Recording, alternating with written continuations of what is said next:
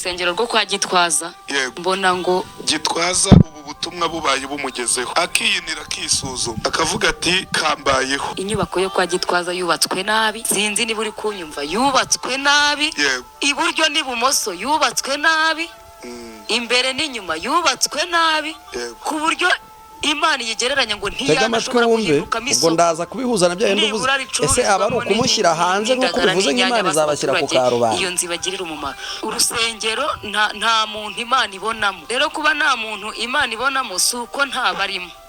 Barimo n'amakorara arimo ariko umurimo uhakorerwa mu buryo bw'umwuka wararangiye. Umurimo w'Imana hariya kwa Gitwaza mu buryo bw'umwuka wararangiye. Abariyo bari kuririmba, abariyo bari gusenga, abariyo bari kugira, bari gukora ibyabo ikimana igambiriye.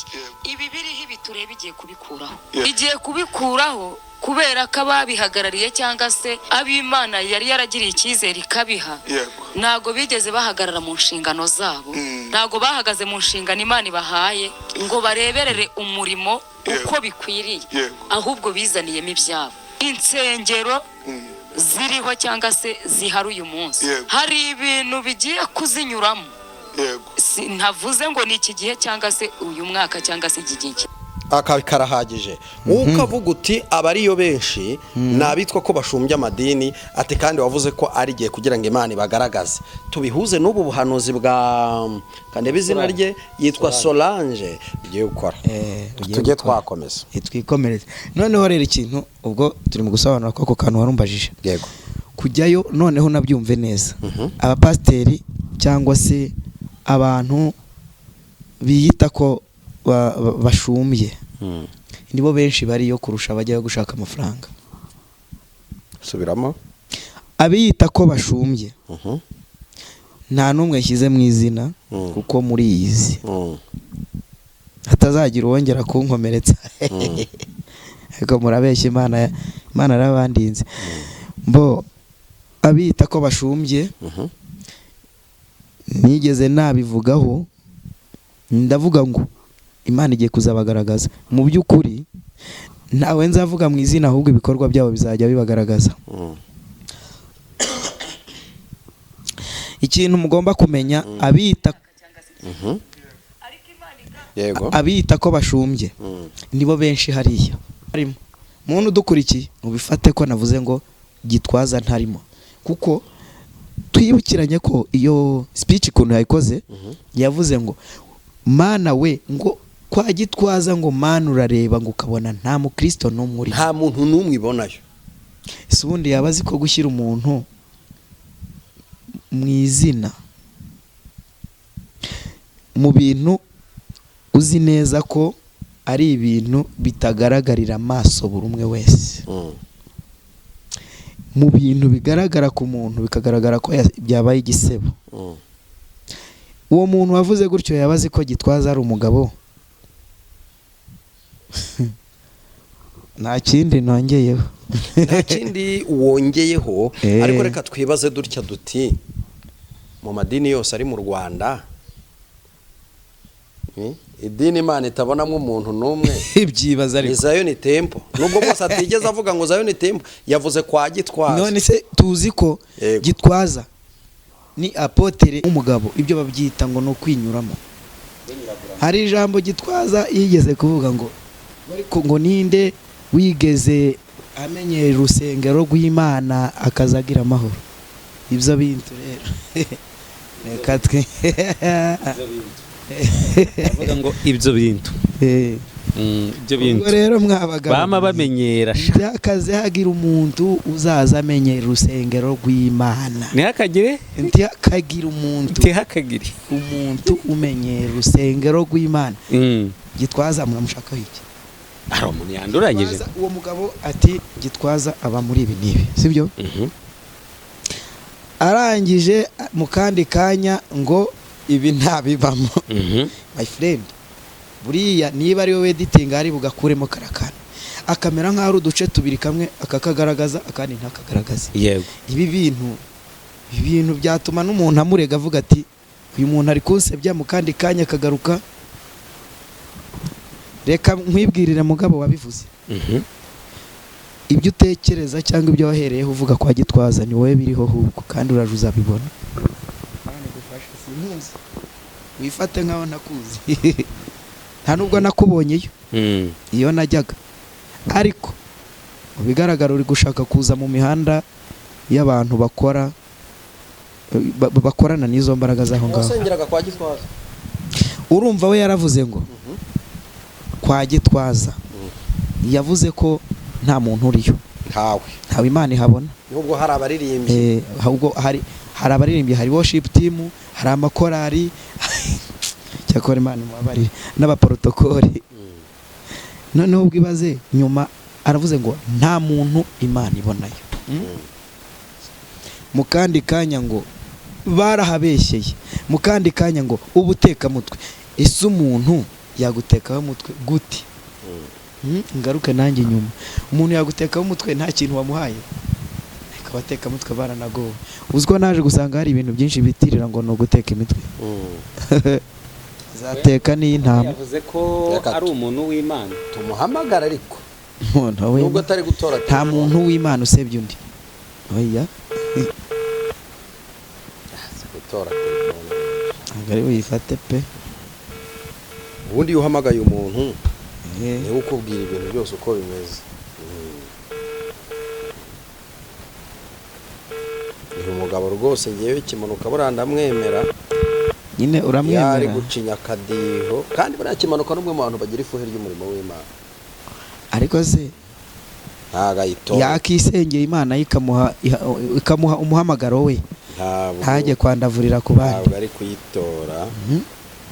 Ndamuhamagara no kuri WhatsApp. Mama yangu mama yake na mama ntabwo ari bukwitabe. Nyitaba kuva ziko nyitaba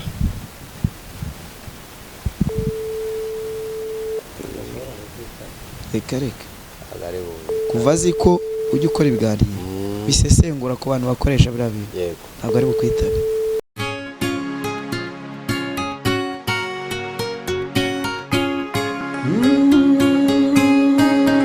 Emana we Yesu we ingoma yawe ni amamare. Yes, reka tubasuhuze kandi tubifurize kugubwa neza abadukurikiye muri mu Rwanda n'abari hanze y'igihugu cy'u Rwanda, mwese tubifurije kurindwa n'Imana. Waba dukurikiye arwaye cyangwa se ababaye, reka tumubwire ko kurira kwararira umuntu ariko mu gitondo impundu zikavuga.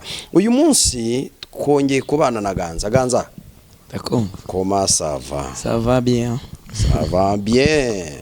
Ndabyumva neza, ijwi ryawe ntabwo riragaruka. Ushize twakoranye ikiganiro n'ubundi ariko rimeze.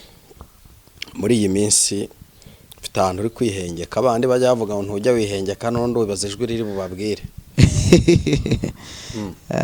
Herega ubundi yo Kristo yavuze ngo hari icyo ngiye gukora, aragikora kandi akakigaragaza. Yego. Ariko akarinda umuntu wese kuba yazakibonera mu ishusho y'undi. Ataza kugira umuntu wumva ishusho ngo agire ngo ni amashusho. Ishusho mvuze ni ukuba umuntu atamenya ngo icyo kintu ari kubona cyabayeho kubera impamvu ki. Ibyo rero niyo mpamvu nawe uhise ugira ute ubasobanurira. Sinzi wigeze kuvuga ngo Umwuka Wera azabasobanurira. Umwuka Wera akomeza dusobanurire. Hanyuma nuko twinjiye mu kiganiro cyacu bakunzi bacu, twebwe icyo dukeneye no kugira ngo dusobanukirwe cyangwa se dusobanurire n'abantu badukurikira umunsi ku munsi. Ganza, wavuze ku kintu kijyanye nuko abantu bose bagikuzimu buri wese abafite ikimujyanye. Yego cyane. Uti burya abantu bose bajya mwabira bintu ntabwo babajyanywe n'ikintu kimwe. Wavuze ku kintu kijyanye no gukuzwa mu mpano cyangwa se guhabwa impano. Ubundi iyo umuntu agiye kuzimu yenda afite icyo agiye gushakayo, bamushyigikira mu cyo asanzwe azi gukora cyangwa niwe bamuhitiramo impano akoreramo? Bo rero hariya ibyo usabye nibyo uhabwa. Ariko kandi hari igihe nk'umuntu dusipoze ashobora kuba yari nk'umushoferi akavuga ati ndi gushaka ko mu bigo bikomeye bazampamagara kujya kubatwarira, yego, ndetse n'umushahara wanjye, umwanya, ibiki byose bikajya babizamura, mbese abantu bakanyishimira. Bamwe bamubona bati runaka afite umupfumu mwiza, ariko Imana irihangana, bati runaka afite umupfumu mwiza, abandi bati wabo baramuterekereye, abandi bati ukuntu ejo bundi yari ameze, ukuntu yari mayibobo, ariko ntibakamenye ngo impano z'abandi yarazisakumye ahubwo. Kuko uriya muntu uzumva ngo ashobora gutamba umuntu atamukozeho, uzumva ngo ashobora gukora ikintu bita ngo ni imiterekero yo mu ntoki, bigakunda. Azagukoraho avuga ijambo hariya bamubwiye, amera nk'urivugiye mu mutima wowe nta n'ushobora kubyumva, kuko ubwenge bwawe aba yabuyayuye.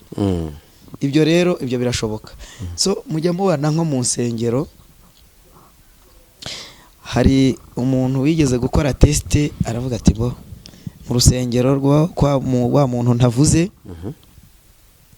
bajya bazana itagisi ivuye ahantu irimo abantu, mu kanya baje ari bazima bakigaragaza ngo ari ibicumba, kandi dusanzwe tubazi.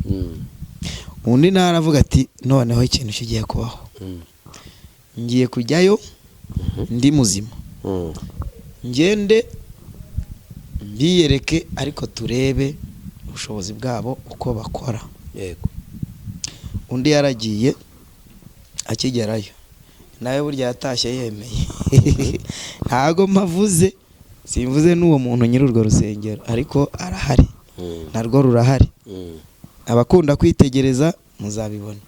Ibintu byamubayeho rero, yaragiye yihagararaho, bakimara kumukoraho kumwe mu rusengero, umuntu agenda agatambuka, agenda adoma akora ku bantu cyangwa se abikubaho, uzi ko ari ukubikubaho kuko nta mwuka wera bafite. Niwe waguye imbere y'abandi kandi yagiye yihagazeho. Bivuze ngo rero ziriya mbaraga nta muntu ujya uzikomezaho umutwe, nta muntu uzikomezaho umutwe, kuko urumva hari isomo abantu turi kuganiraho hano ngomba gukurikirana. Uriya muntu yaragiye agiye guhinyuza, ntabwo yari agiye asenga Imana bya nyabyo, ahubwo yari agiye guhinyuza Imana aho hantu basenga. Bivuze ngo iyo yari afite ntabwo yayizeraga. Twikomereze. None se Ganza, buriya ntabwo uri kunsubiza neza nubwo mba ndi gukomeza. Ndagira ngo ujye wumva ikibazo nkubajije, usubize neza ku buryo n'abakunzi bacu uvuga batari ko yagusubije. Icyo ngicyo ndakiretse.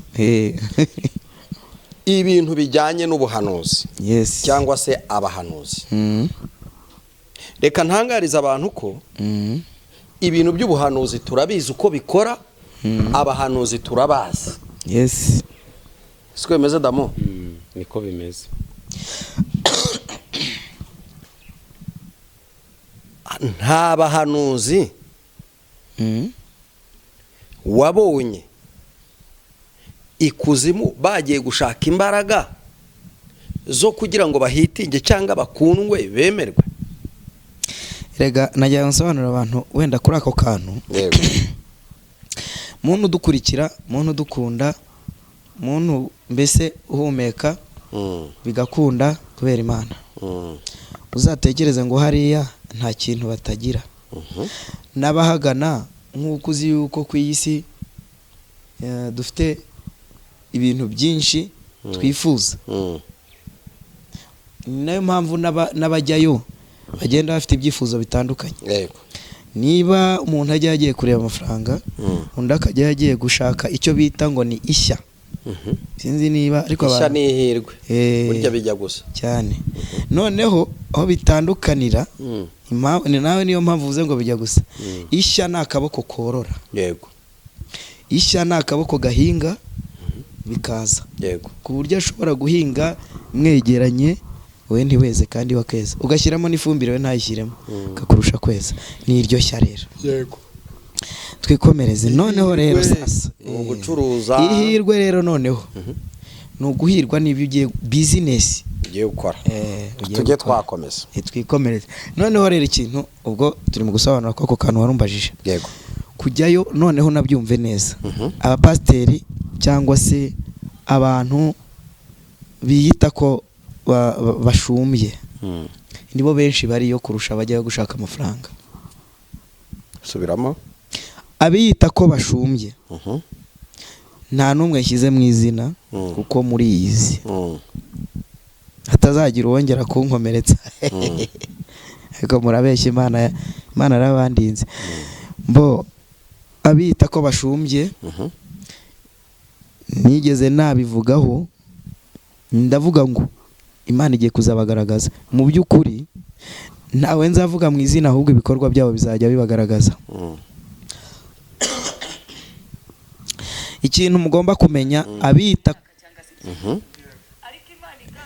abiyita ko bashumbye nibo benshi hariya. Kubera ko buretse wumve, nagiye kubona mbona tubihuze. Imana irimo irakora, irimo iragaragaza. Aravuga ati inyubako zo kwa Gitwaza ntizemewe, Gitwaza ntiyemewe, amakorari. Ati nubwo bigaragara ko hari abantu, ariko nta muntu hari. Nubwo bigaragara ko ari umurimo, nta murimo hakorerwa. Ese mu by'ukuri tuvugisha ukuri, nabo bari mu bantu Imana ishaka kugaragariza isi? Mbo buriya rega ibyo ngibyo ibyo yavuze wenda ntabwo ngiye mu manota yabyo. Yego, kuko ushobora gusanga nta na rimwe namuha. Imana niyo igaragaza, ntabwo umwana w'umuntu ari we ushyira undi hanze. Mbo ashobora kugushyira hanze, impamvu mbivuze, akoresheje imbaraga ze. Imana nayo igakoresha izayo ikugarura mu nzu. Yego, mbere yuko avuga uwo Gitwaza, Gitwaza uwo ko nta muntu araza kuvuga ku mbuga nkoranyambaga, abantu bo kwa Gitwaza ubwo tuvuge niba na mama wiwe cyangwa se ariho asengera, ubwo nawe ntawe uhari. ahubwo ntawe uhari. Yasebeje umubare urenze 100. Ibyo nabyo muri make wowe urabifata nko gusebanya. ni ugusebanya. None se ushaka kuvuga ko mu bantu bakoresha izo mbaraga z'umwijima Gitwaza ntawe wabonye? Rwose ngewe nababwiye ko nta muntu nzavuga n'umunsi wari, nta muntu nzashyira mu mazina ahangaha aje nkiri ku isi. Yego, kereka nimfa wenda. ariko uravuze uti ari kumusebya, bisobanuye ko mubo wabona afiteho amakuru ntibarimo kwa Gitwaza. Ntago barimo. Muntu udukurikiye ubifate ko navuze ngo Gitwaza ntarimo, kuko twibukiranye ko iyo speech kuntu yayikoze yavuze ngo Mana we, ngo kwa Gitwaza ngo Mana urareba ngo ukabona nta mukristo n'umwe, nta muntu n'umwe ibonayo. Ese ubundi yabazi ko gushyira umuntu mu izina mu bintu uzi neza ko ari ibintu bitagaragarira amaso buri umwe wese, mu bintu bigaragara ku muntu bikagaragara ko byabaye igisebo. Uwo muntu wavuze gutyo yabazi ko Gitwaza ari umugabo. Nta kindi nongeyeho. Nta kindi wongeyeho. Ariko reka twibaze dutya duti, mu madini yose ari mu Rwanda, idini Imana itabonamo umuntu n'umwe ibyibaza ariko Zion Temple. Nubwo bose atigeze avuga ngo Zion Temple, yavuze kwa Gitwaza. None se tuzi ko Gitwaza ni apotere Imana, apotere Gitwaza, sibyo? Yahamagariwe kuba umushumba w'itorero bita Zion Temple. Yego, hano hirya ya Rwandegisi. Iyo bavuze Gitwaza bavuze itorero. Noneho nta nubwo yavuze nyirugushumba iryo torero, yavuze n'abakristo basengerayo. Yaravuze ati nta n'umwe ugaragara. Ese ni covid ngo ibafatira ku muryango? Nyine ubwugezeyo wese ahita afatwa, yageramo indani Imana ntibikimubona. Basi siyo Mana ibarebera inyuma ngo tuvuge ko aho inyuma yazahabavanika binjizamo mu rusengero kugira ngo ibabone. Nyamara Imana ntikinishwa. Ariko ngewe hari ikintu rero maze kubona, simbizi yenda nimba badukurikira nawe ariko babibona. Abahanuzi hari ukuntu twihanukira, ukajya kumva nk'umuhanuzi ati ubuhanuzi bwa perezida, sibyo? Kandi umuntu baturanye ndetse n'ubuzima bwe kubuhanurira ntibikunda. Ega tujye tuvugisha ukuri, twe dufite ikibazo cy'abahanuzi. Icyo kibazo kiraremereye. Ntusengera kwa Gitwaza? ntuteranirayo yewe nta n'uwo muvukana ubayo, nta n'icyumba cyabo wari wajyaho, nta n'icyumba kibana cyabo ryari harya ubwo amakuru yabo yakuye he? Ese kuki ari wowe Imana ihisemo gukoresha kwa Gitwaza nta bantu bahari Imana ishobora gufata igakoresha uretse gusenya umurimo w'Imana? Biriya rero ntaguciye mu ijambo, hari ikintu nibajije hano. umugabo ibyo babyita ngo ni ukwinyuramo.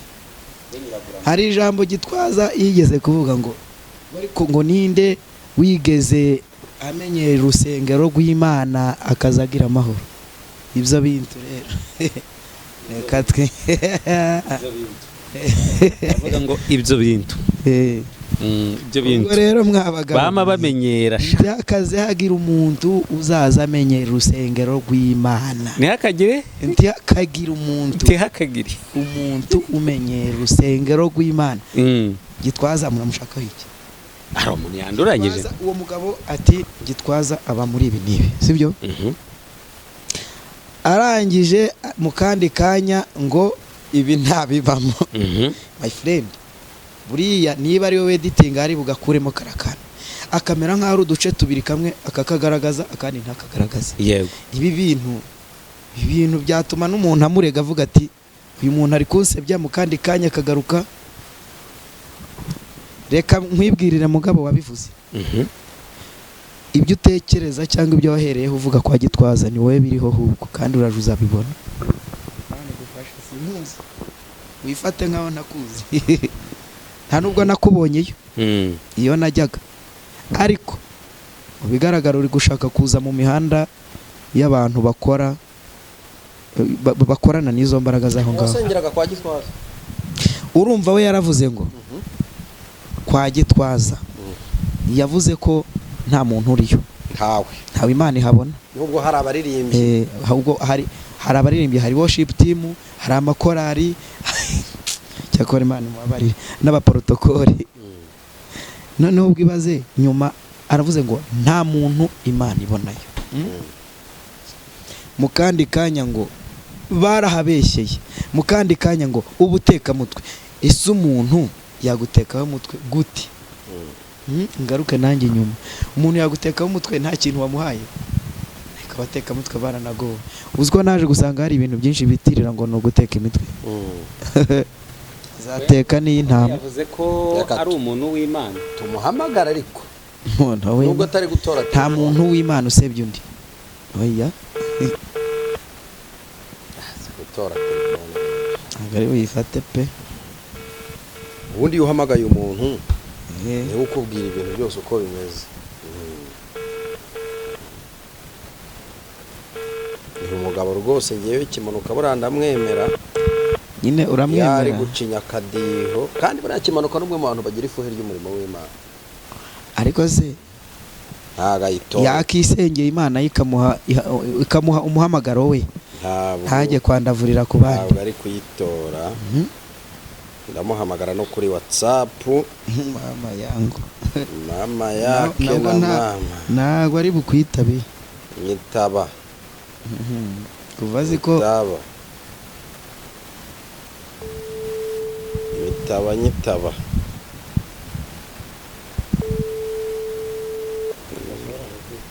reka kuvazi ko ujya ukora ibiganiro bisesengura ku bantu bakoresha biriya bintu. Ntabwo ari bukwitabe. Urahamagara ishuri y'inyo atarakwitaba. Ariko nta muntu wamura nimero za Elize w'Isaro TV.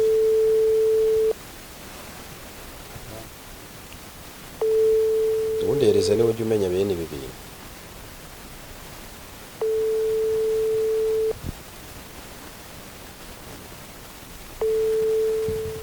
Kamukupe ntabwo yakwitaba rega. Nuko rero byari bimeze. Ntabwo turi gusobanukirwa neza imvugo z'abahanuzi b'iyi minsi. Dushobora kuba twarajwemo ntawamenya. Ganza nimba hari ikindi wari usigaje kuvuga reka tugusabe ukivuge ubundi twiganire ku musozo. Ikintu nagira ngo mbe namubwira uriya mugabo nareke kugira gute kujya gutakaza umwanya ari gusebya umuntu w'Imana. Ikintu kizanagutangaza nta nubwo Gitwaza azirirwa amwirukaho inyuma ngo agiye kujya mu mategeko, ahubwo se ajya abyumva birantara ntago yabyumva, ariko urushishira urukurumya inzovu ahubwo ibintu bizabaho azamusengera Imana izahita imutamaza. Kuko ntago ari ngombwa kugira ngo wicare kuri kamera ugiye gusebya umuntu, noneho ugashyira no mu mazina,